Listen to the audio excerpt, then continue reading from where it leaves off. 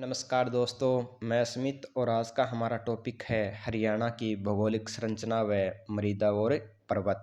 हमारा पहला क्वेश्चन है, एम एल भार्गव ने हरियाणा के भूगोल को कितने भागों में बांटा?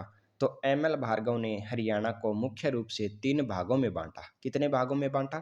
तीन भागों में बांटा। कहाँ कहाँ किन किन भागों में बांटा? तो वह बांटा, एक तो कुरुक्षेत्र के अंदर। कहाँ पे? कुरुक्षेत्र। और दूसरा हरियाणा। कौन सा? हरियाणा। और थर्ड नंबर पे था भटियाना। क्या? भट भटियाना। ठीक है। अगला क्वेश्चन है हमारा,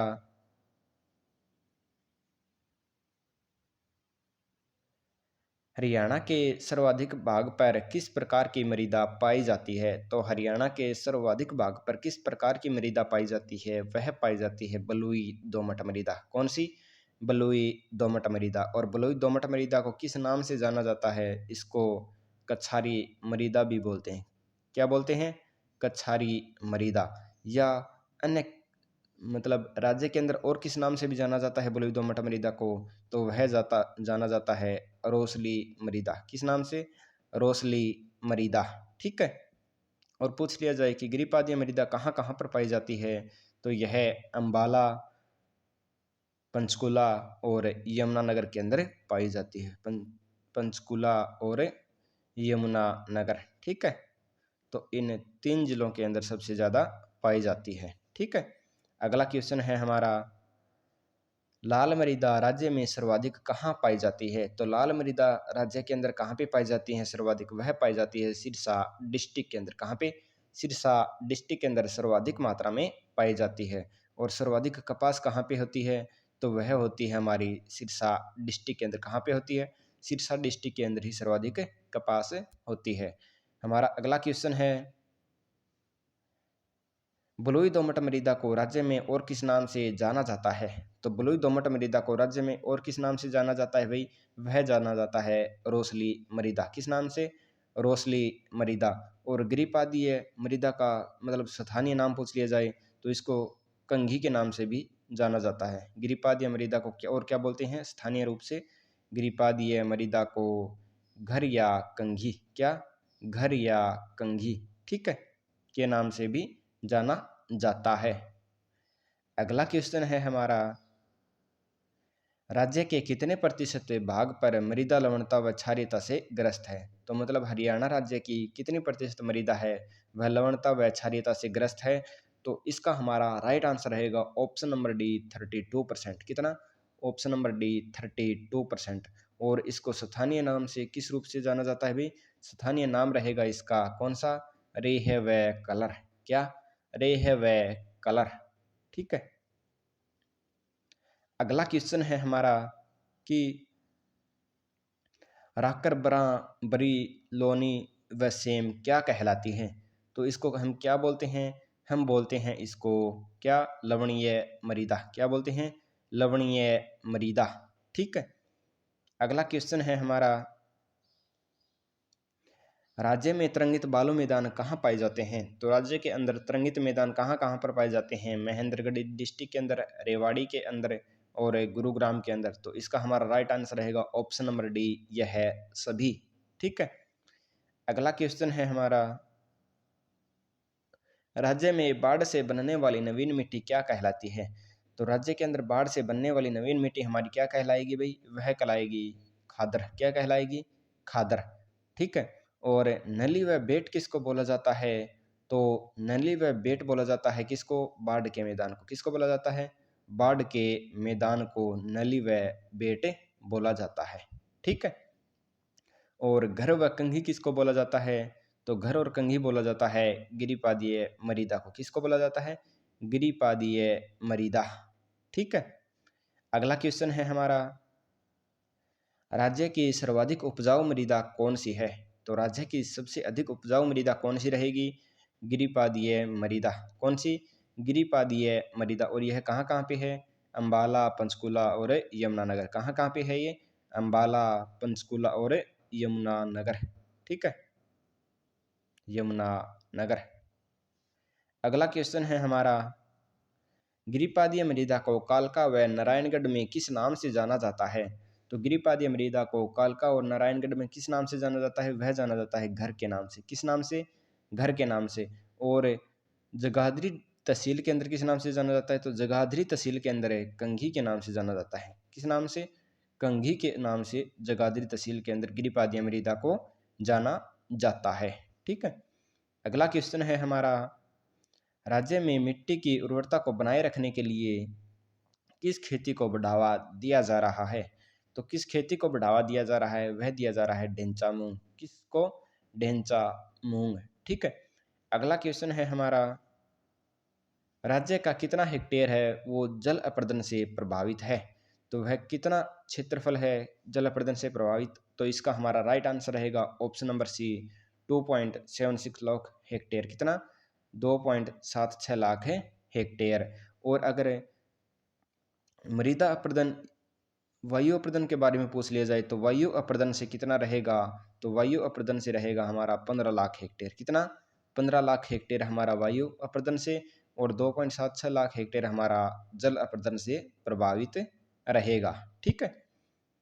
अगला क्वेश्चन है हमारा, किस काल में राज्य की भूगर्भिक संरचना में महत्वपूर्ण परिवर्तन हुए? तो वह किस काल में हुए? तो वह हुए मेसोजोइक काल के अंदर। किस काल में?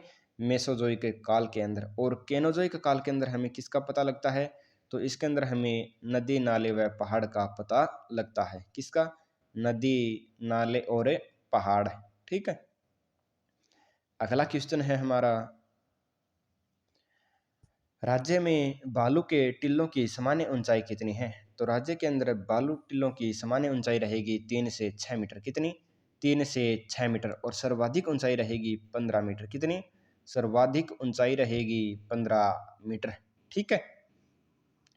अगला क्वेश्चन है हमारा, राज्य का सबसे ऊंचा स्थान कौन सा है? तो राज्य का सबसे ऊंचा स्थान कौन सा रहेगा? क्रोह है। क्या रहेगा? क्रोह की चोटी। ठीक है। और ये कितनी ऊंची है? यह है 1514 मीटर। कितनी? 1514 मीटर। ठीक है। और यह किसका भाग है? तो यह है शिवालिक पर्वतमाला का। किसका? शिवालिक पर्वतमाला। ठीक है। और अरावली के बारे में पूछ लिया जाए कि अरावली पर्वतमाला का सबसे ऊंचा स्थान कौन सा रहेगा? तो अरावली का रहेगा कुलताजपुर। कौन सा? अरावली का रहेगा कुलताजपुर। ठीक है। और इसकी ऊंचाई रहेगी 652 मीटर। कितनी रहेगी? 652 मीटर। ठीक है। अगला क्वेश्चन है हमारा, राज्य का कितना प्रतिशत भाग है समतल व तरंगित मैदान है? तो कितना प्रतिशत भाग है वो समतल है? तो वह रहेगा ऑप्शन नंबर सी, 93.76%। कितना? 93.76% है वह हमारा समतल व तरंगित मैदान है। अगला क्वेश्चन है हमारा, राज्य के कितने प्रतिशत भाग पर शिवालिक पर्वतमाला स्थित है? तो यह कितनी है भाई? तो यह है 1.67%। कितनी?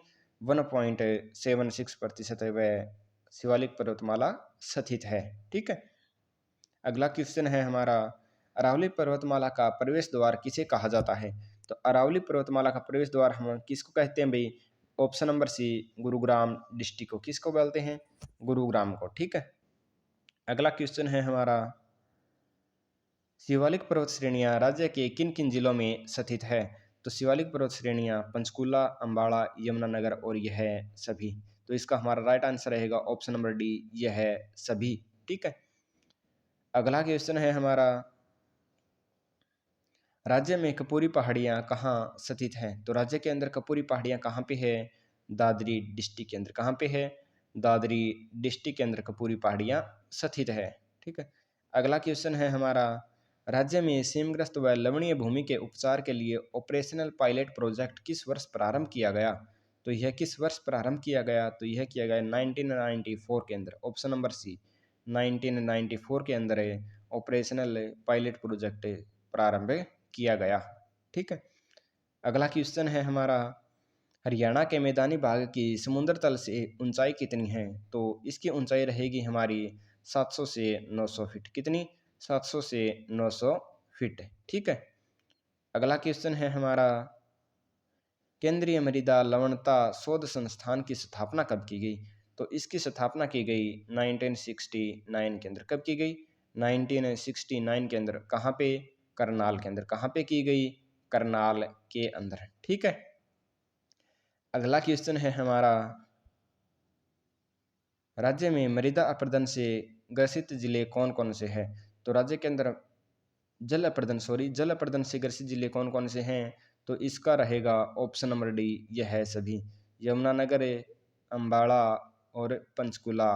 तो इसका हमारा राइट आंसर रहेगा ऑप्शन नंबर डी, यह है सभी।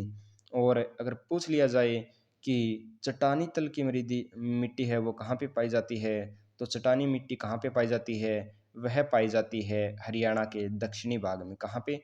दक्षिण भाग में चट्टानी मिट्टी पाई जाती है। ठीक है। और पूछ लिया जाए बलुई दोमट मिट्टी कहाँ पर पाई जाती है, तो बलुई दोमट मिट्टी है वह कहाँ पे पाई जाती है? तो वह हिसार, कहाँ कहाँ पे? हिसार, भिवानी, चरखी दादरी और गुरुग्राम और झज्जर के अंदर पाई जाती है। कहाँ कहाँ? हिसार, भिवानी, चरखी दादरी, गुरुग्राम और झज्जर के अंदर बलुई दोमट मिट्टी पाई जाती है। ठीक है। और अगर पूछ लिया जाए कि शिवालिक मिट्टी कहाँ पर पाई जाती है, तो शिवालिक मिट्टी हमारी पाई जाती है कहाँ पे? पंचकुला और अम्बाला में। कहाँ पे? पंचकुला और अम्बाला, अम्बाला डिस्ट्रिक्ट